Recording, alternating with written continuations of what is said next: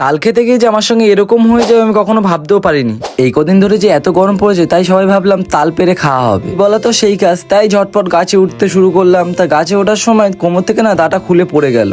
তারপরে আর কি করা, তাই তাল গাছে ঝটপট করে উঠে গেলাম। তোমরা কি দেখতে পাচ্ছ আমি কোথায়? দাঁড়াও তোমাদের একটু জুম করে দেখাই আমি কোথায় আছি। আরে তোমরা তখন দেখলে না যে কোমর থেকে দাটা খুলে পড়ে গেল? তাই ভাইটা হাফ দূর গাছে উঠে আমাকে দা দেওয়ার চেষ্টা করছিল। একাদি তাল পাততে না পারতে যে যার মতন তাল নিয়ে ছোটাছুটি করতে শুরু করে দিল। কিবার করা আছে, তাই তালগুলো এক জায়গায় করে রাখতে না রাখতে এই ভাইগুলো এসে নিয়ে দিয়ে ছুট। আর একাদি গাছ থেকে কেটে ফেলে নেমে আসলাম গাছ থেকে। এখন যাচ্ছি তাল নিয়ে মাঠের দিকে। মাঠে চলে আসলাম, দেখতে পাচ্ছ কত তাল পেরেছি আমরা। তাই আর বেশি দেরি না করে তালগুলো ছাড়াতে শুরু করে দিলাম। এ কোনো কাজ করেনি বলে তাই এই মুখে তালটা ছুঁড়ে মারা হলো। দেখো কোনো কাজ না করলে কি বা হয়। তাই এর অবস্থা দেখে আমরা এখন সবাই ফিরকি নিচ্ছি। তোমরা যদি তাল কাটা হাতে করে দিতে চাও তাহলে এর কাছে এসে শিখে যেও। আজকের মতন তাল খাওয়া শেষ।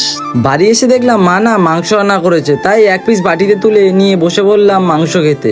মাংসটা খেয়ে দেখলাম খেতে না সেই হয়েছে। তোমাদের যদি ভিডিওটা ভালো লাগে তাহলে সাবস্ক্রাইব করবে আর যেতে যেতে জয় বড় মা লিখে যাবে।